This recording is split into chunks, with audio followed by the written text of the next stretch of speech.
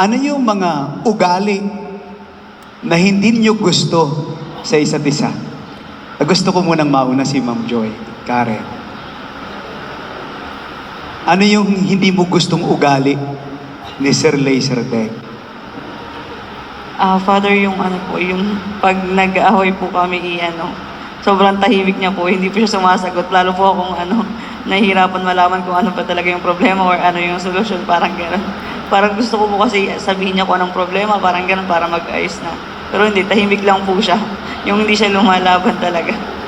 Yung parang nakakainit po lalo ng ulo, parang lalo akong yun yung parang natahimik lang siya pag may away kami, yung gano'n. Hindi siya nakikipag-usap agad, parang gano'n na, yun po talaga. Pero nung pahuli na parang naisip ko, parang okay din naman pala.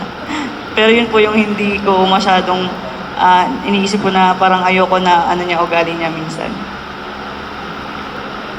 Hindi niya gusto na tahimik lamang si Sir kapag nag-aaway sila. Samantalang maraming mga babae na gusto yun. Natatahimik lang kapag siya nagsasalita. At ang gusto niya, siya lamang ang magsasalita. Pero kay Ma'am, kakaiba. Ikaw naman, Sir Laserdec, ano naman yung hindi mo gusto kay Ma'am Joy Karen? Father, pag nagagalit sa simpleng bagay lang na madalas nangyayari naman sa amin, ay lagi siyang galit. Tumatahimik na lang ako. yung nagagalit siya sa simpleng bagay. Kaya pala, sabi ng ninang, kaya pala tumatahimik lang. Simple lang naman pala eh. Siguro kung malaking bagay, magsasalita siya. Pero alam ba ninyo, Ma'am Joy Karen at Sir Laserdec, yung nabanggit ninyong yun na hindi nyo gusto sa isa't isa, ay hindi aalisin sa inyo ng Panginoon at hindi maaalis ng sakramento ng kasal na ito. Mananatili yun sa inyong dalawa. Hindi ito parang magic na matapos kayong ikasal ay mawawala na rin yung bagay na hindi nyo gusto sa isa't isa. Hindi ito parang magic, kundi kasama yon sa inyong pagpapakasal ngayon. Kasama yon, Ma'am Joy Karen, sa minahal mo kay Sir Laserdec. Kasama yon, Sir Laser, doon sa minahal mo kay Ma'am Joy Karen. Hindi aalisin yon, kundi ang gagawin ng Panginoon, gagamitin niya itong mga hindi ninyo gustong ito sa isa't isa para lalong mag-alab ang inyong pagsasama. O darating ang pagkakataon, Ma'am Joy Karen, na kapag inaaway mo na ito at nagagalit ka kay Sir Laserdec, darating ang panahon, sasagot yan. Darating ang panahon na ganon, ikaw din naman, makikita mo, may nababago, sa kanya. Parang hindi na lang simpleng bagay ang kanyang nagagalit siya sa simpleng bagay, hindi lamang doon. Darating yung mga bagay na yon na mababago. Pero alam ninyo, hahanapin ninyo yon sa isa't isa. Yung dati naman, pag ito ay pinagagalitan ko, tumatahimik lang. Dati naman ito, pag nagagalit sa akin, hindi lang sa simpleng bagay lang, pero lumalaki. Darating sa pagkakataon sa inyong buhay, nahahanapin niyo at mamimiss ninyo kung ano yung mga hindi ninyo gusto sa isa't isa. Bakit? Ay sapagkat nakadesign yun eh. Kasama yun sa minahal ninyo sa isa't isa at hindi aalisin nyo ng Diyos yun, pero gagamitin ng Diyos para lalong tumatag ang inyong pagsasama na panghabang buhay. Amen? Sir Laserdec, ang haba ng inyong pangalan. Ano bang inyong palayaw? Laser po. Ikaw, Ma'am? JK po. JK. Sir Laser. Tumingin kay Ma'am Joy Karen. Nailap ka namang maigi agad eh. Lagkit ng tingin mo. Sana wag mawala yung ganyang pagtingin, Tumingin ka ulit. Ang ganda, no? Mukha artista.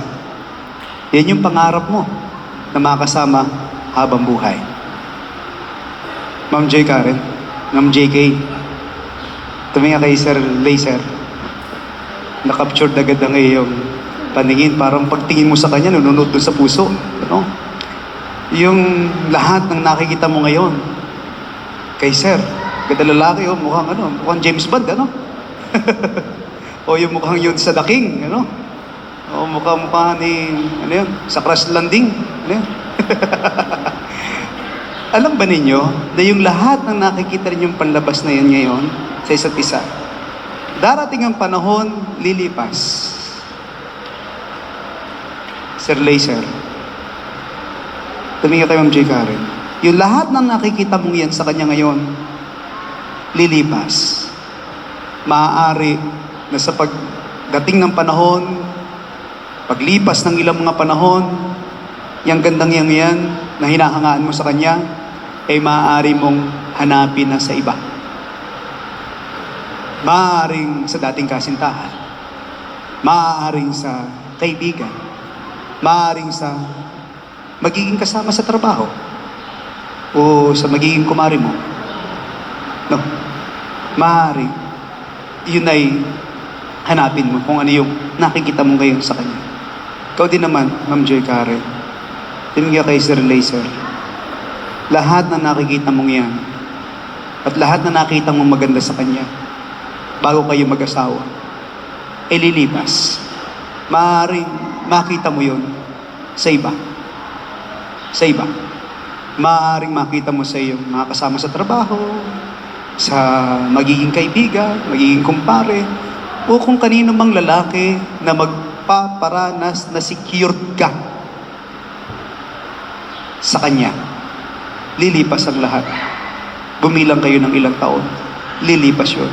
Pero ito lamang ang aking payo sa inyong dalawa, na kung dumating man sa inyong buhay bilang mag-asawa, na subukin ang inyong katapatan sa isa't isa at ang inyong relasyon, Sir Laser, wag sana ang kung sino-sinong babae. Dapat ang third party ninyo ay walang iba kundi si Mama Mary. Ma'am Joy Karen, hindi sana ang kung sino-sinong lalaki. Dapat ang maging third party ng inyong pagsasama ay si Jesus. Sapagkat kung si Jesus at si Mama Mary ang magiging third party ng inyong pag-asama na panghabang buhay, ang inyong kasal ay hindi sa pasira, kundi sa lalo pang ipagtitibay nito. Amen? Ang Diyos ang nagsabi sa ating mabuting balita, ating Panginoon Kristo, ang pinagsama ng Diyos ay huwag paghiwalayin ng tao. Tao ka, Ma'am JK. Tao ka, Sir Laser. Kahit kayong dalawa, pagkatapos ng kasal na ito, wala kayong kapangyarihan na maghiwalay kapag dumating na hindi na kayo nagkakasundo. Kapag na dumating sa punto na wala na kayong nararamdaman sa isa't isa, wala kayong kapangyarihan na kayo maghiwalay. Sapagkat napakaliwanag na sinabi ng Panginoon, ang pinagsama ng Diyos ay huwag paghiwalayin ng tao. Amen? Darating ang panahon, maraming sakripisyo, maraming problema ang buhay pag-aasawa. Lalapit kayo sa inyong mga magulang, hihingi kayo ng payo. Minsan hindi kayo masasatisfy sa payo ng magulang. Minsan magiging sulsul pa nga. Lalapit kayo sa inyong mga ninong at ninang, hihingi ng kanilang payo din. Maaari na hindi kayo masasatisfy din sa payo na makukuha sa mga ninong at ninang at magi sa magulang. Pero ito ang payo ko. Kapag dumating sa pagkakataon na kailanganin ninyo ang payo ng sino mang tao, magulang, ng mga ninong at ninang, at hindi kayo nasatisfy, ang hingi ninyong payo ay ang payo ng Panginoon. Ang Diyos, kung ano yung magiging payo sa inyong dalawa. At yun, pwede natin panaligan, sapagkat hindi kayo papayuhan ng Panginoon ng masama. Kaya lagi kayong babalik sa simbahan, Lagi kayong babalik sa Panginoon. Kapag dumadanas na kayo ng maraming struggle sa inyong buhay bilang mag-asawa. Sapagkat kapag tayo lumapit sa Panginoon, ang nilalapitan natin ay tagumpay at hindi kabiguan. Ang ating Panginoon Kristo ang prinsipe ng tagumpay. Kaya kung gusto niyo magtagumpay sa inyong buhay bilang mag-asawa, sa inyong buhay bilang nagkapamilya, laging lalapit sa ating Panginoon Kristo. Amen. Sige po, tayo na. Magkakasala tayo. Tama na yun. Ngayon naman po ay